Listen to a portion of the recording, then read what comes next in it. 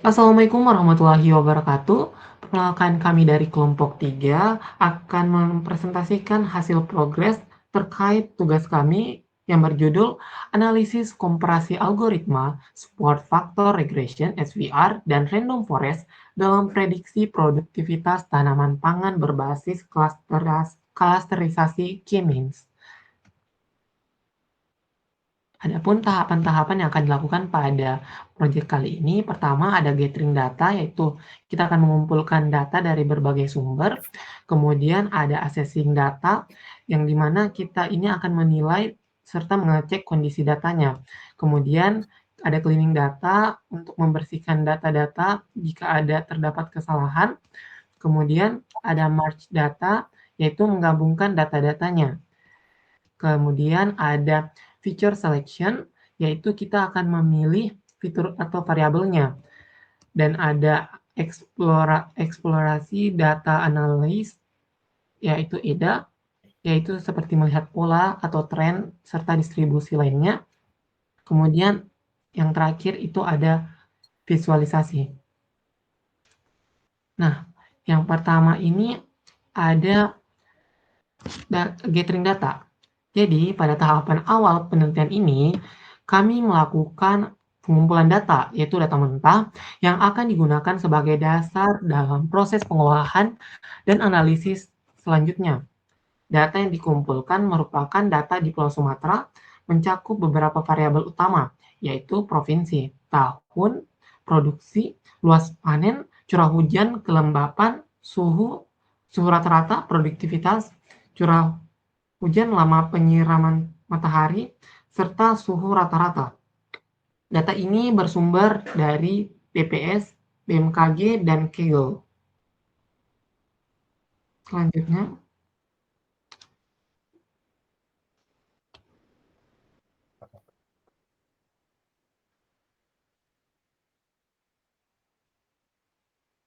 nah, setelah kita mengumpulkan data ini, kita itu akan mengimpor datanya ke dalam kode. Kemudian, pada tahapan ini kita akan melihat data awal, yaitu 10 data awal. Nah, selanjutnya itu pemeriksaan data kosong. Jadi, di sini itu untuk pemeriksaan data kosong itu digunakan perintah print dalam kurung tanaman. Tanaman di sini adalah file yang akan diperiksa. Kemudian info. Jadi di sini dia itu infonya adalah seperti jumlah baris dan kolom, terus tipe data setiap variabel, kemudian jumlah data yang tidak kosong atau nol, serta penggunaan memori. Jadi nanti hasilnya seperti ini. Ada tipe data, apakah dia nol, dan penggunaan memorinya. Nah, selanjutnya di sini itu kita melihat apakah ada data duplikat. Nah, untuk duplikat data sendiri di sini tuh kita gunakan perintah print produktivitas duplicate terus zoom. Jadi untuk duplikat sendiri itu dia akan mengecek apakah baris yang sama ada baris yang sama atau duplikat. Kemudian zoom dia itu akan menjumlahkan berapa banyak baris yang duplikat. Selanjutnya, jadi dia di sini hasilnya tidak ada yang duplikat. Kemudian pemeriksaan outlier. Jadi di sini untuk perintahnya seperti ini. Jadi dia ini untuk select data types include number-nya ini, itu maksudnya dia itu adalah dia memilih hanya kolom yang numerik. Kemudian Q1 dan Q3 ini artinya dia itu akan menandai kuartil-kuartilnya. Nah, di sini Q1-nya itu kuartilnya bawahnya itu artinya dia itu 25% dan kuartil atasnya yaitu 75%. Kemudian IQR. Jadi kode ini sebenarnya itu digunakan untuk mendeteksi dan menghitung jumlah outlier itu pada setiap kolom dan numerik itu data frame sendiri itu menggunakan metode interquartile range. Jadi dia itu atau biasa disingkat IQR. Jadi dia itu adalah rentan antar kuartilnya. Kemudian di sini ada lower dan upper.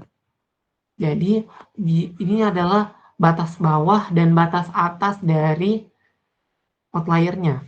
Kemudian sum itu untuk menghitung jumlah data yang berbeda di luar data tersebut.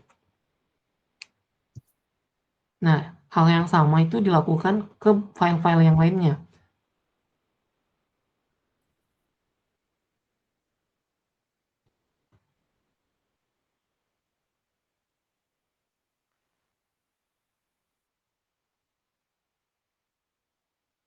Nah, selanjutnya kita akan memverifikasi apakah outlier itu harus diganti atau dibiarkan saja. Nah, di sini di awal ada uh, tanaman original terus tanaman kopi. Jadi dia ini tugasnya itu supaya kalau kita bersihkan outliernya nanti dan ternyata ini terlalu agresif atau terlalu agak menyimpang, jadi kita bisa kembalikan lagi datanya. Jadi dia buat kopiannya. Kemudian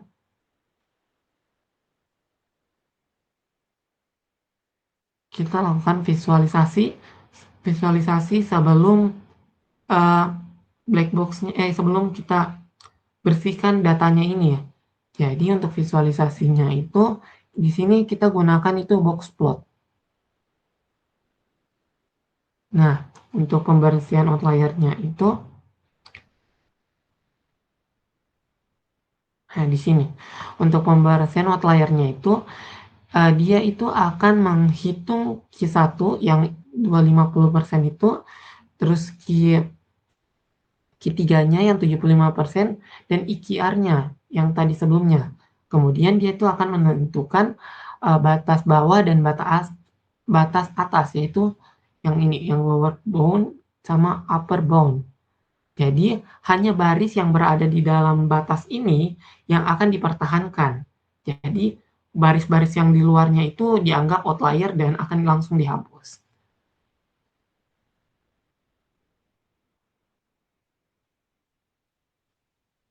Nah, kemudian kita menghitung untuk sebenarnya untuk menjawab pertanyaan kenapa kita harus pakai ICR. Itu kita gunakan ini.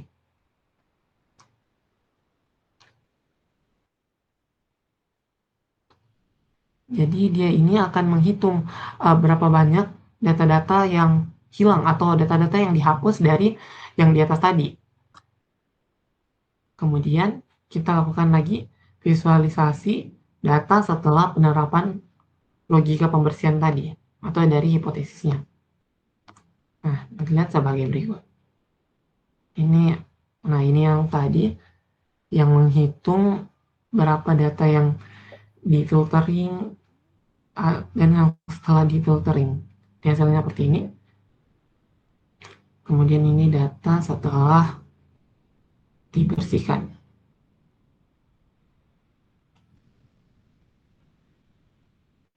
Nah, selanjutnya kode ini itu adalah tentang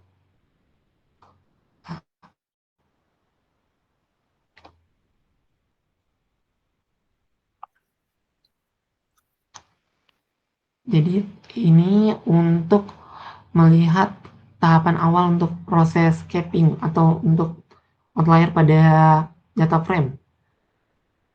Jadi artinya kita kembali lagi menghitung kuartil bawah dan kuartil atas dan IQR-nya. Nah, batas ini itu nanti akan digunakan untuk membatasi, bukan menghapus. Jadi nilai-nilai yang ekstrim sehingga outlier itu tidak dibuang, tetapi nilainya itu disesuaikan agar tidak terlalu memengaruhi analisis atau model. Selanjutnya,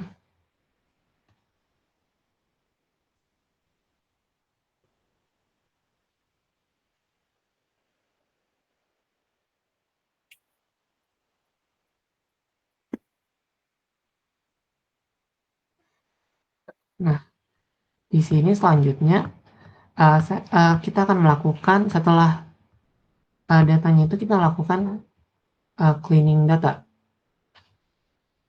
Jadi untuk cleaning data sendiri, itu kita akan memilih kolom yang numerik, terus kemudian kita akan menghitung Q1, Q2, Q3, dan IQR-nya.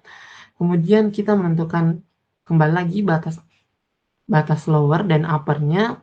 Kemudian kita menghitung jumlah data yang berada di luar batas tersebut, terus menampilkannya jumlah outlier per variabelnya. Nah, jadi dia ini tugasnya adalah kita cek apakah masih ada yang tersisa outlier-nya dari hasil cleaning tadi, proses peng-cleaning-an tadi yang dihapus-hapus. Nah, mungkin itu saja penjelasan dari saya. Selanjutnya saya serahkan kepada rekan saya. Waktu dan layar saya persilahkan.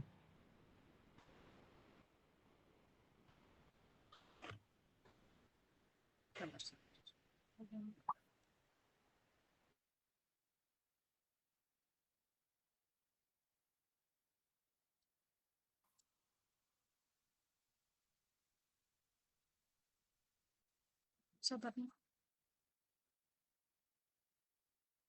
kelihatan nggak?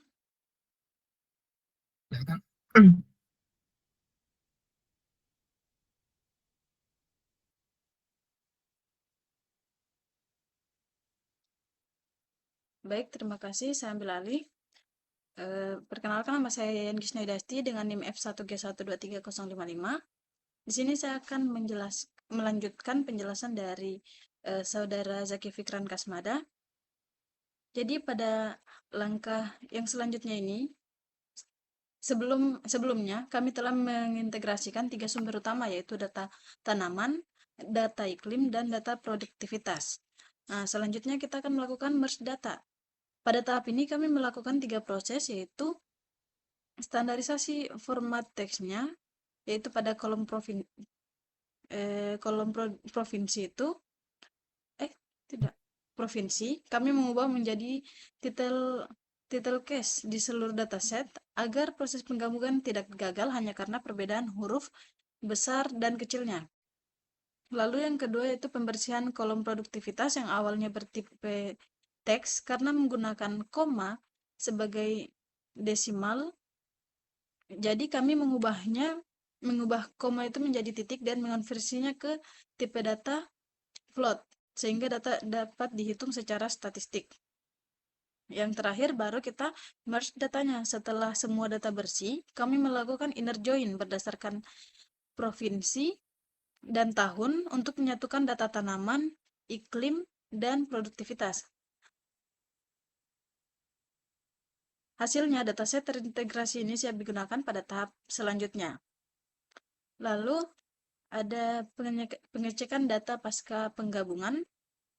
Jadi, di sini kita menggunakan info, function info, dan duplikat ini juga untuk melihat tabel yang sudah di merge tadi sama fungsi yang duplikat, baris yang duplikat, apakah ada baris yang duplikat atau tidak. Selanjutnya itu melihat detail data masing-masing dataset. Ini bisa disebut juga statistik deskriptif. Nah, jadi fungsi yang dipakai itu describe dengan menggunakan include all. Jadi di sini kita bisa melihat validasi kelengkapan data, sebaran data numerik, dan karakteristik serta kategorikalnya. Selanjutnya, tahap berikutnya adalah memahami hubungan antar variabel. Jadi kami melakukan 2 langkah pada ini, yaitu membuat subset numerik dulu. Lalu, kita menghitung matriks korelasi dan menampilkan heatmap-nya. Jadi dari grafik ini, terlihat jelas bahwa grafik ini menunjukkan hubungan timbal balik antar faktor iklim. Satu insight yang menarik dari visualisasi ini yaitu curah hujan memiliki korelasi negatif yang sangat kuat dengan lama penyinaran matahari. Artinya semakin tinggi curah hujan, intensitas penyinaran matahari itu turun drastis. Hubungan ini penting karena keduanya mempengaruhi produktivitas dengan cara yang berlawanan. Penyinaran matahari itu berkorelasi positif, sementara curah hujan itu berkorelasi negatif. Selanjutnya yaitu korelasi spesifiknya. Sebelumnya ini kan merupakan korelasi yang luas karena antar variabel, semua variabel. Nah, di sini itu kita perkecil skopnya menjadi variabel yang berhubungan langsung dengan produktivitas sesuai dengan yang akan kita analisis. Jadi di sini juga kita melakukan 3 langkah, yaitu seleksi variabel numeriknya dulu, lalu mengurutkan nilai korelasi dari terendah ke tinggi, lalu visualisasi dalam grafik batang horizontal seperti ini. Jadi di sini ada di sisi positif, produksi dan luas panen memberikan pengaruh terbesar. Produksi dan luas panen. Lalu dua variabel iklim dan lama penyinaran menjadi faktor pendukung terkuat setelah yang tadi. Lalu ada di sisi negatif, curah hujan menjadi faktor penghambat terbesar, yaitu 0,36 sekian. Yang terakhir ada fitur selection atau pemilihan fitur. Tahap ini adalah tahap terakhir sebelum modeling. Masuk. Dia tujuannya untuk menyederhanakan model. Jadi, untuk aturan yang kita tetapkan yaitu penetapan ambang batas atau threshold-nya itu kami memilih angka 0,1. Artinya variabel apapun yang nilai korelasinya berada di antara min 0,1 sampai plus 0,1 dianggap tidak signifikan dan akan dieliminasi.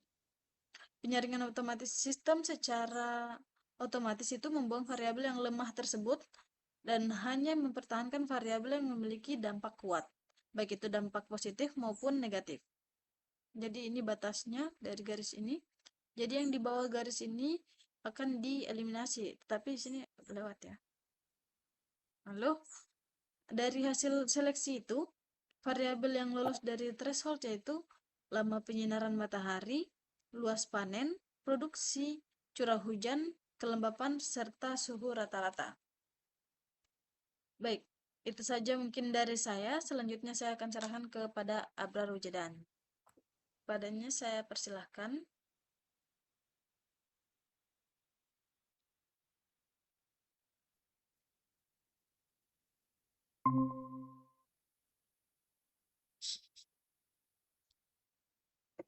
Baik, perkenalkan nama saya Abrar Rujadan dengan NIM F1G1230001. Terima kasih kepada rekan-rekan sekalian yang sudah menjelaskan sebelum saya menjelaskan EDA dan visualisasinya. Di sini saya akan menjelaskan EDA dan visualisasi atau exploratory data analysis dan visualisasinya. Yang pertama di sini kita punya beberapa hipotesa, kurang lebih sekitar 6 hipotesa di sini atau 6 pertanyaan. Yang pertanyaan pertama itu bagaimana hubungan antara intensitas curah hujan dan kelembapan dengan capaian hasil panen pada masing-masing klaster wilayah yang terbentuk di Sumatera. Adapun kodenya itu seperti ini. Ditetapkan korelasi produktivitas dan curah hujannya, kemudian korelasi produktivitas dan kelembapannya. Hasilnya adalah ini. Di Provinsi Aceh, korelasi produktivitas dengan curah hujan itu menjadi min atau min 0,49, yang artinya dia mempunyai dampak negatif atau korelasi negatif terhadap curah hujan. Sedangkan korelasi produktivitas dengan kelembapannya itu bersifat positif namun sangat rendah. Kemudian ada Provinsi Bengkulu, ini kita bisa lihat ada yang cukup kuat, positif yang cukup kuat antara produktivitas dan curah hujan, di mana dia bernilai 0,91, sedangkan korelasi produktivitas dengan kelembapannya itu sangat-sangat rendah, di mana dia hanya minus 0,02. Kemudian ada Provinsi Jambi, di sini kita bisa lihat nilainya 0,61 dan 0,31. Provinsi Lampung, Provinsi Riau, Sumatera Barat, Sumatera Selatan di sini juga kita bisa lihat. Kemudian Sumatera Utara. Selanjutnya kita di sini visualisasikan, artinya kita visualisasikan antara korelasinya di sini. Korelasi produktivitas dan curah hujan di sini bisa lihat korelasinya untuk Provinsi Aceh itu lebih ke hubungan antara curah hujan di berbagai provinsi ini. Pertama itu ada Provinsi Aceh. Di sini itu menunjukkan tren-tren yang ada di tiap-tiap provinsinya. Oke, selanjutnya itu ada produktivitas dan kelembapan.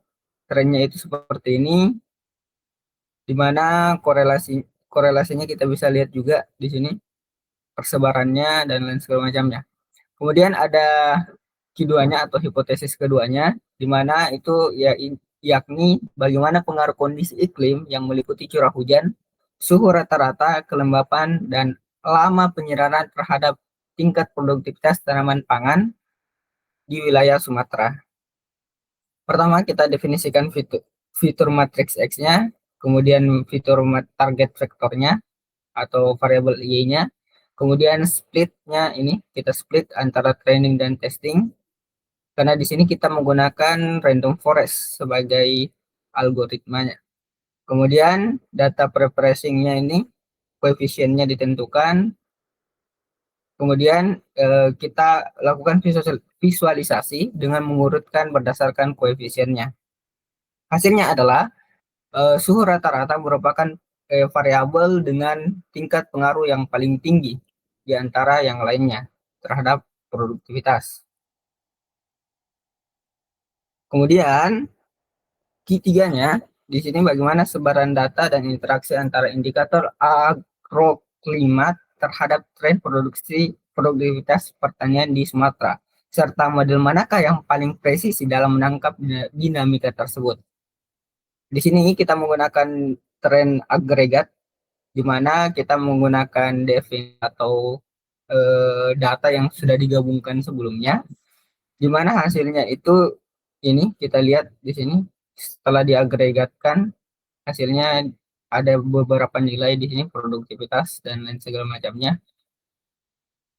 Kemudian kita akan menentukan line plotnya di sini. Hasilnya adalah seperti ini, di mana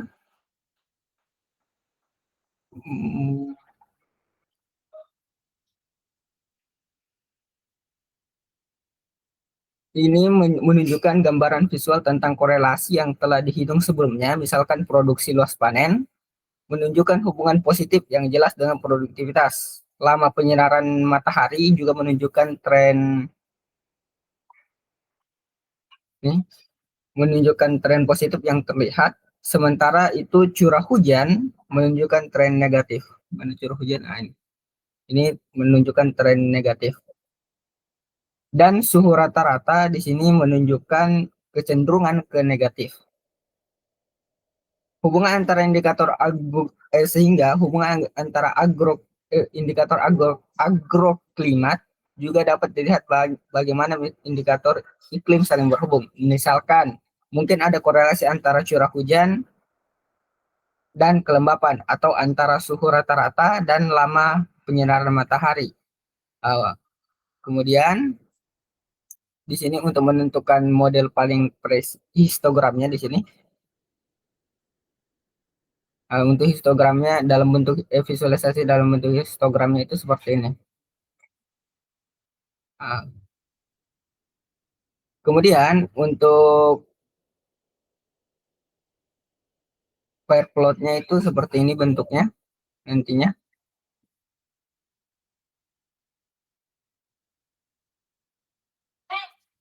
Untuk berikutnya di sini kita akan tentukan model mana yang paling presisi dalam menentukannya. Di sini bisa dilihat hasil dari evaluasi masing-masing model, di mana linear regression itu hasilnya MAE-nya itu 2,65, MSE-nya 10,60, R-square-nya itu 0,63, training dan evaluation random forest, ini untuk random forest itu MAE-nya 2,44, MSE-nya 6,86, R-square-nya 0,76.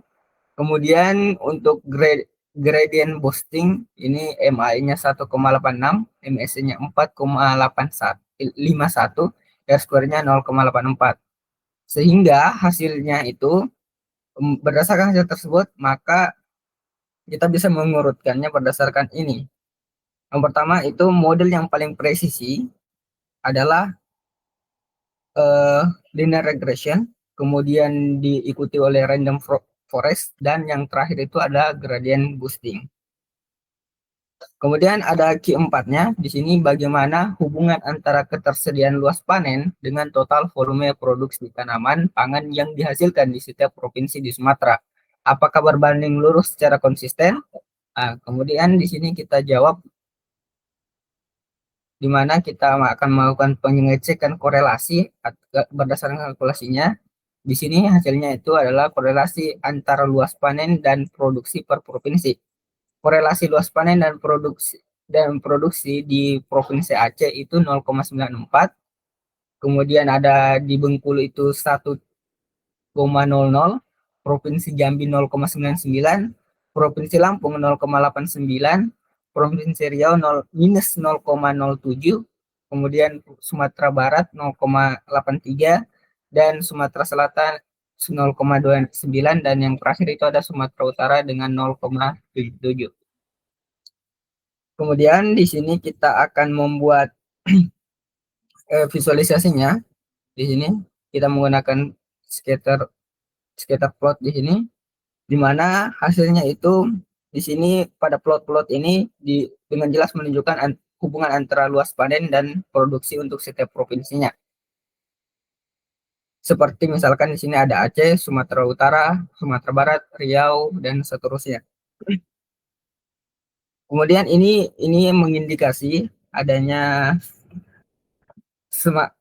di sini kita bisa lihat di sini semakin naik, bahwa di sini ada indikasi bahwa semakin luas panen maka semakin tinggi pula volume produksinya yang dihasilkan, yang berarti mereka berbanding lurus secara konsisten. Namun ada pengecualian yang signifikan, di mana di sini kita bisa lihat di Provinsi Riau, di mana dia itu korelasinya sangat lemah atau negatif, ya bahkan bersifat sedikit negatif, di mana plotnya itu kemungkinan besar menunjukkan sebaran titik data yang tidak menunjukkan tren yang jelas atau bahkan sedikit menurun. Ini berarti secara garis besar bahwa di Provinsi Riau peningkatan luas panen tidak secara konsisten menghasilkan peningkatan produksi. Faktor lain mungkin lebih dominan di Provinsi Riau. Sementara untuk Sumatera Selatan juga ada pengecualian, di mana dia ini bisa dilihat tadi nilainya itu minus 0,29, yang artinya bahwa adanya hubungan negatif yang lemah secara garis besar, di mana plot untuk Sumatera Selatan mungkin menunjukkan tren mundur secara ringan atau sebaran titik yang cukup sporadis, menandakan bahwa peningkatan luas panen kadang dikaitkan dengan penurunan produksi. Kemudian di sini secara kesimpulannya kita bisa simpulkan bahwa Q4-nya itu secara umum di sebagian besar provinsi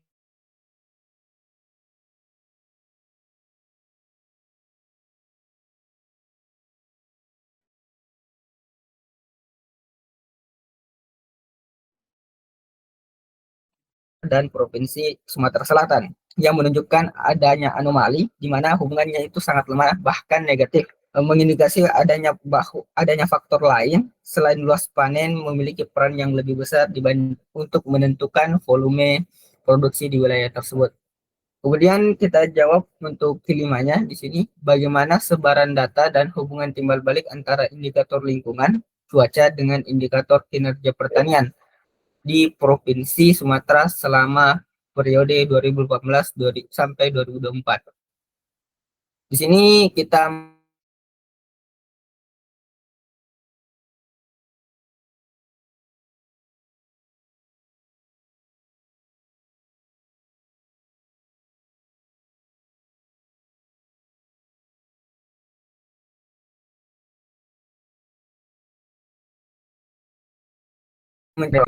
provinsi Aceh di sini nilainya sekian, kemudian Bengkulu ini, Jambi sekian, dan Lampung dan seterusnya. Kemudian di sini kita akan visualisasi masing-masing plotnya itu masing-masing provinsi divisualisasikan. Hasilnya adalah seperti ini. Di mana di sini dilihat kita menggunakan diagram box plot dan scatter plot. Scatter plotnya di mana di sini menunjukkan rentang median dan adanya outlier untuk produktivitas per provinsi. Dapat dilihat bahwa produktivitas memiliki sebaran yang berbeda di setiap provinsi. Beberapa provinsi memiliki median produktivitas yang lebih tinggi dengan rentang yang sempit, sementara yang lainnya memiliki median yang lebih rendah dengan variasi yang lebih besar. Ini menyoroti berbagai perbedaan kinerja pertanian antara wilayah. Di sini kita bisa lihat adanya Aceh misalkan di sini, di mana dia ini lebih sempit, namun dia memiliki tingkat produktivitas yang cukup tinggi. Sementara misalkan di sini ada Riau, di mana dia cukup lebar, namun dia memiliki faktor produktivitas yang cukup kecil. Kemudian di sini berikutnya ada distribusi produktivitas per provinsi. Kita bisa lihat juga di sini kurang lebih hampir sama dengan yang sebelumnya. Hasilnya juga hampir sama di mana Aceh mendominasi sementara Riau itu cenderung di bawah. Kemudian ini distribusi curah hujannya, di mana distribusi curah hujannya di sini kita bisa lihat Aceh itu ini distribusi masing-masing indikatornya, di mana di sini yang pertama itu ada curah hujan. Curah hujan di sini kita bisa lihat bahwa serangkaian plot itu dengan garis regresi ini mengambil hubungan timbal balik secara visual, mirip dengan kisah satu tadi. Plot ini mengkonfirmasi dengan jelas nilai korelasinya. Misalkan untuk provinsi dengan korelasi positif kuat antara produktivitas dan curah hujan, seperti misalkan Bengkulu, di sini Bengkulu dengan Lampung. Ada jelas di sini dilihat bahwa garis regresinya naik. Sebaliknya untuk provinsi dengan korelasi negatif kuat seperti Aceh, misalkan di sini dengan suhu rata-rata atau lama penyinaran matahari, garis regresinya cenderung menurun. Nah, variasi dalam kemiringan garis regresi ini dan sebaran titik data menegaskan bahwa pengaruh iklim terhadap produktivitas sangat konstektual per provinsinya. Di sini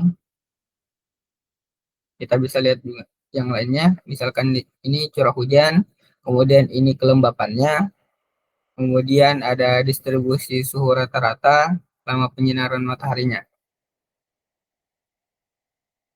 Nah, kemudian ini untuk scatter plotnya.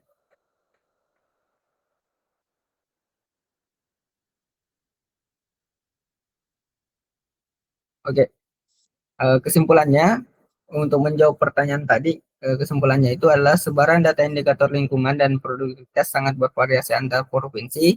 Hubungan timbal balik antara indikator iklim dan produktivitas tidaklah seragam di seluruh provinsi yang ada di seluruh Sumatera. Beberapa provinsi menunjukkan korelasi positif dan beberapa lainnya menunjukkan korelasi yang negatif. Atau tidak ada hubungan yang jelas antara beberapa variabel tadi. Ini menekankan pentingnya analisis regional dalam memahami dinamika pertanian. Kemudian untuk pertanyaan berikutnya itu Q6, di mana dia menanyakan seberapa besar peningkatan akurasi estimasi produktivitas tanaman pangan di Sumatera jika dilakukan berdasarkan karakteristik tipologi zonasi iklim dibandingkan dengan estimasi secara nasional atau umum. Hasilnya adalah sebagai berikut. Di sini bisa dilihat pertama kita tentukan indikatornya yang mana mau diambil, seperti curah hujan, lama penyinaran matahari, suhu rata-rata, kelembapan, dan suhu rata-rata. Hasilnya itu seperti ini.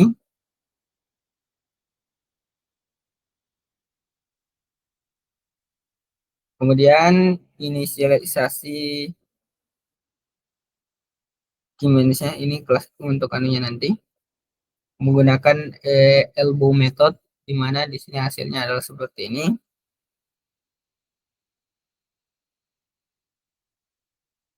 Kemudian kita optimalkan.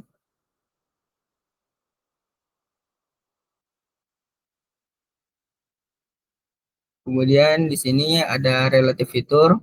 Kita menggunakan dataset berdasarkan variabel produksi, luas panen, curah hujan, lama penyinaran matahari, suhu rata-rata, kelembapan, dan suhu rata-rata berikutnya. Di mana fiturnya itu X full dataset, artinya dia mengambil fitur dari variabel X yang full dari datasetnya, kemudian artinya ini dataset gabungan dari seluruh dataset yang ada, kemudian variabel Y-nya dari seluruh dataset yang ada, hasilnya itu seperti ini. Kemudian kita melakukan model performanya di sini.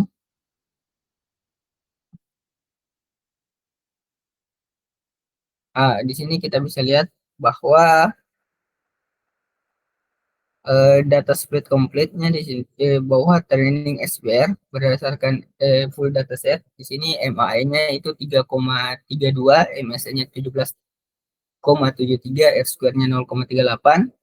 Kemudian untuk random forest juga di sini bisa dilihat bahwa ada MAE-nya 2,44, MSE-nya 6,89, dan R-square-nya 0,76. Kemudian di sini initialize empty dictionary untuk cluster model performanya. Kemudian di sini juga ada processing cluster 0. Di sini kita melakukan processing atau processing untuk masing-masing cluster, di mana cluster 0 itu hasilnya seperti ini. Kemudian cluster 1 hasilnya seperti ini, dan cluster 2 hasilnya seperti ini. Berdasarkan ini kesimpulannya bahwa untuk masing-masing model memiliki hasil seperti ini, di mana untuk cluster 0 itu S-square cluster itu mendominasi, di mana dia itu memiliki nilai yang lebih tinggi dibandingkan memiliki nilai evaluasi lebih tinggi dibandingkan random forest. Kemudian di cluster 1 juga demikian, di mana SPR masih lebih unggul dibandingkan random forest. Kemudian SPR cluster 2-nya itu sama, di mana di sini cluster 2 SPR masihlah lebih tinggi dibandingkan random forest.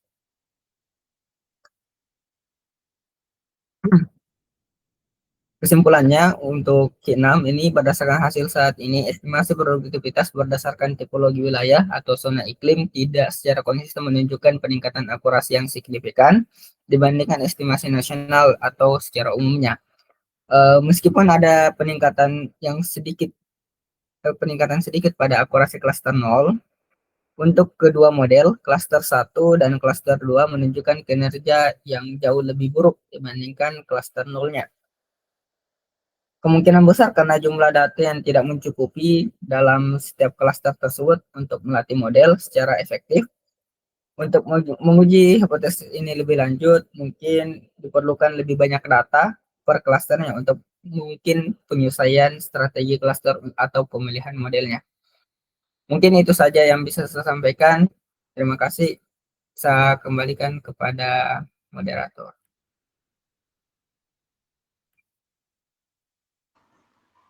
Baik, terima kasih. Jadi kesimpulan yang kita dapat ambil yaitu melalui seluruh rangkaian proses pengolahan data,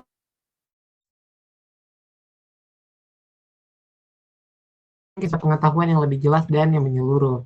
Demikian presentasi dari kelompok kami. Mohon maaf bila ada kekurangan. Data Kipikiran Kasmada dengan IMEP 1G1233038 dan rekan-rekan saya yang Gisma Yudasti dan Abraham Wujudaan. Mohon maaf bila ada kekurangan. Wabillahi taufiq wal hidayah. Wassalamualaikum warahmatullahi wabarakatuh.